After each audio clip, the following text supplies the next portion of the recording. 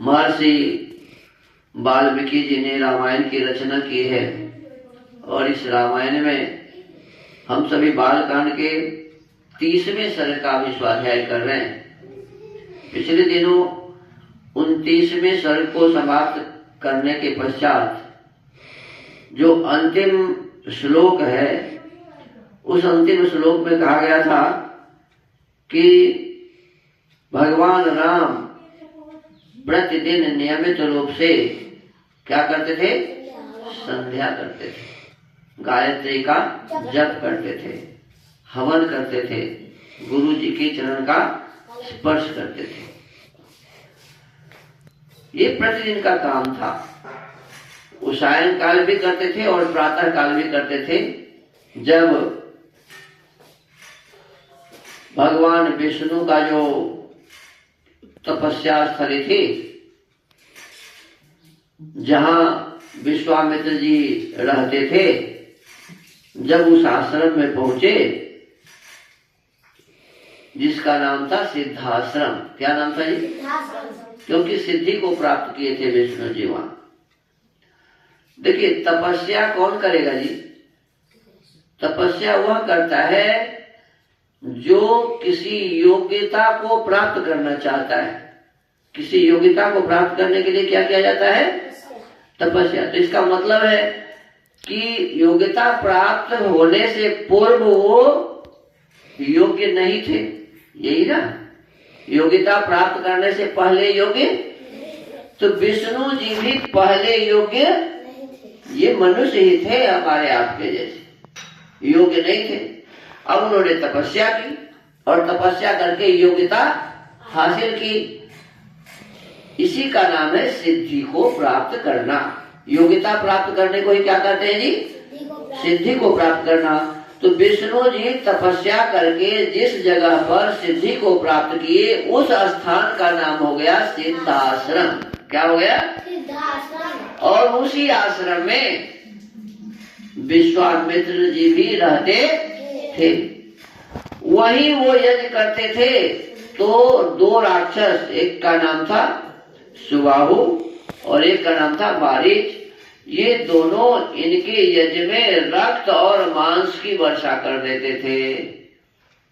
रक्त माने खून, मांस की वर्षा कर देते थे। इसका मतलब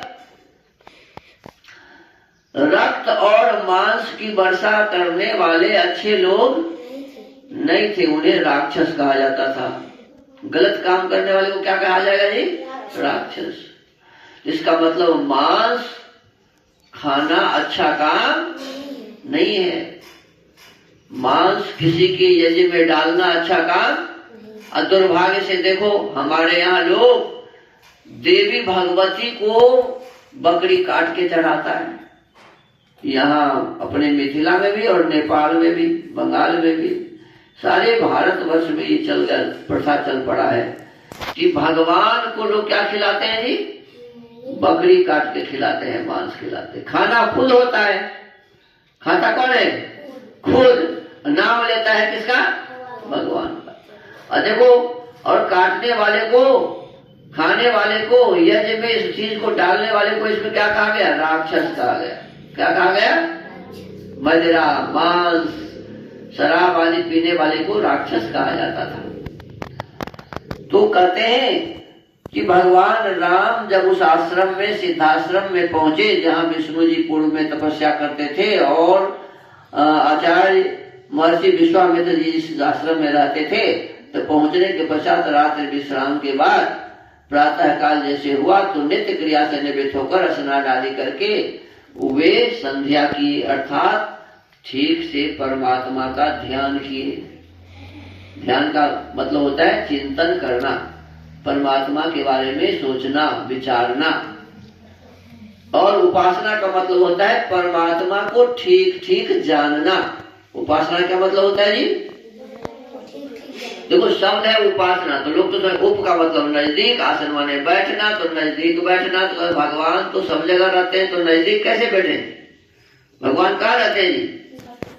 सब जगह रहते हैं। तो सब जगह रहने वाले भगवान तो हमारे आत्मा में है ही, तो फिर नजदीक बैठने का क्या मतलब? तो उपासना का मतलब नजदीक बैठना नहीं, उपासना का मतलब है परमात्मा के संबंध में ठीक ठीक जानकारी हासिल करना। ये है उपासना, ज्ञान प्राप्त करना। परमात्मा कैसा है, उसका स्वरूप कैसा है, परमात्मा कहाँ रहते हैं, क्या करते हैं, परमात्मा के संबंध में जो सही सही जानकारी हासिल करना है, इसी का नाम है उपासना। और ये वेदों के माध्यम से होता है। किसके माध्यम से? वेदों के माध्यम से। ऋषि ने वेदानुकूल योग लिखा, योग दर्शन लिखा है, तो वेद और योग के माध्यम से परमात्मा का सही सही जानकारी हमें प्राप्त होती है। तो भगवान राम भी ये काम करते थे, संध्या और उपासना। फिर हवन भी करते थे वायुमंडल को शुद्ध करने के लिए।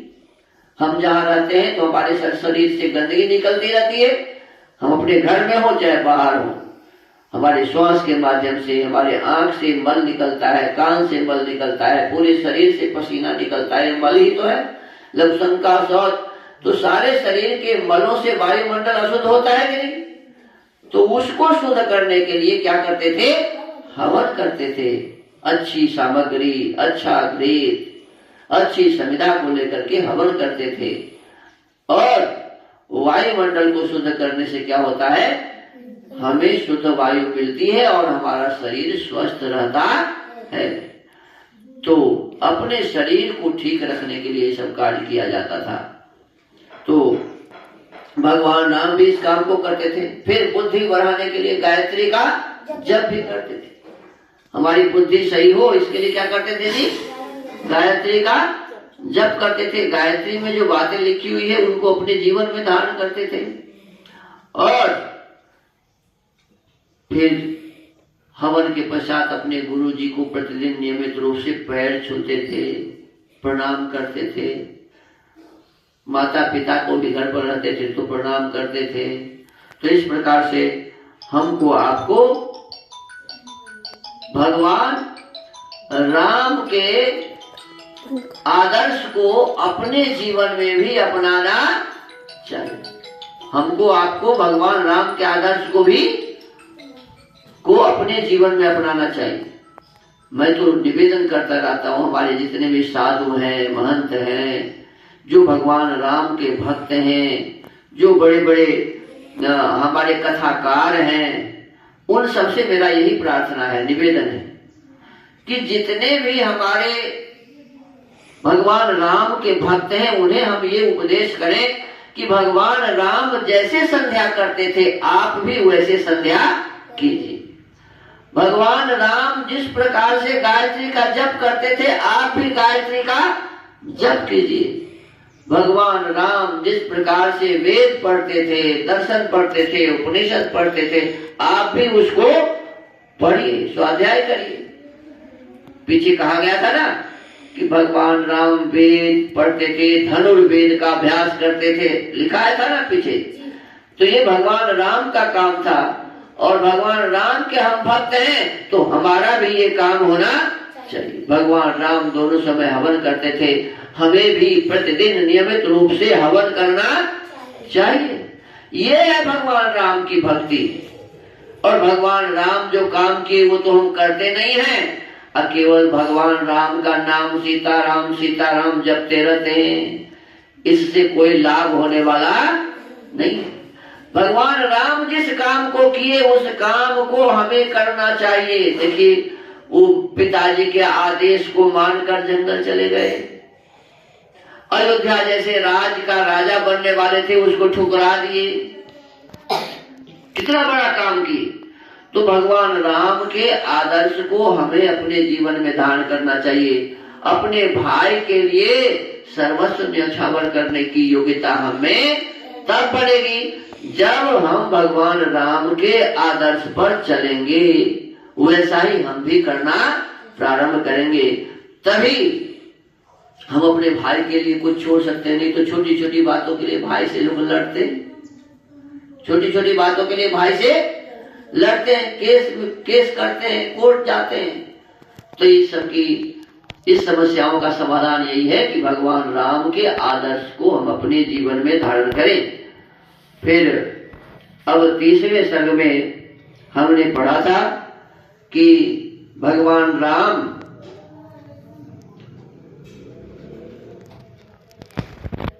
जब विश्वामित्र जी यज्ञ की दीक्षा ले लिए तो वो मौन व्रत का धारण कर लिए। क्या कर लिए? मौन व्रत धारण कर लिए। तो ऋषि मुनि बताए उन्हें कि अब तो ये बोलेंगे नहीं जब तक यज्ञ पूरा नहीं होगा। ये मुनिवर विश्वामित्र जी यज्ञ की दीक्षा ले चुके हैं, अब मौन रहेंगे। आप दोनों रघुवंशी वीर सावधान होकर आज से 6 रातों तक इनके यज्ञ की रक्षा करते रहें। 6 रात तक अब बिल्कुल वो बोलेंगे नहीं। यज्ञ की दीक्षा ले लिए हैं और आप 6 दिन रात निशाचरों से इस यज्ञ की रक्षा करते रहिए।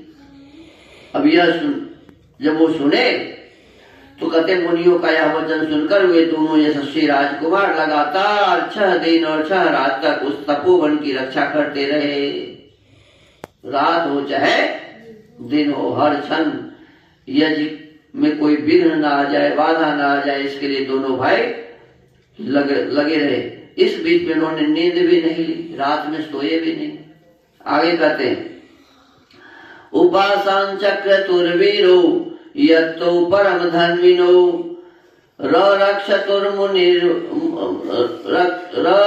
रक्षतुर्मुनिवरं विश्वामित्र मरिंदमो। शत्रुओं का दमन करने वाले वे परम धनुर्धर वीर सतत सावधान रहकर मुनिवर विश्वामित्र के पास खड़े हो उसकी और उनके यज्ञ की रक्षा में लगे रहे। अथ काले गते तस्मिन् षष्ठी हनि तदागते सौमित्रिमब्रवीत् ब्राह्मो यत्तु भव समाहिता। इस प्रकार कुछ काल बीत जाने पर जब 6ठा दिन आया, 5 दिन बीत गए, कोई नहीं आया। 6ठा दिन आया तब श्री राम ने सुमित्रा कुमार लक्ष्मण से कहा, सुमित्रा नंदन बोले लक्ष्मण तुम अपने चित्त को एकाग्र करके सावधान हो जाओ। माने इधर उधर कहीं सोचो मत, देखो मत, बिल्कुल सावधान होकर और अपने मन को एकाग्र कर लो। रामस्यैवं ब्रुवाणस्य त्वरितस्य युयुत्सया प्रज्ज्वाल ततो वेदिः सोपाध्याय पुरोहिता। युद्ध की इच्छा से शीघ्रता करते हुए श्री राम इस प्रकार कह ही रहे थे कि उपाध्याय ब्रह्मा, पुरोहित, उपद्रष्टा तथा अन्य ऋत्विजों से घिरी हुई यज्ञ की वेदी सहसा प्रज्वलित हो उठी। वेदी का यह जलना राक्षसों के आगमन का सूचक उत्पाद था। माने कोई इस प्रकार की बातें भगवान राम ने देखा तो और समझ गया कि अब वो राक्षस आने वाला है।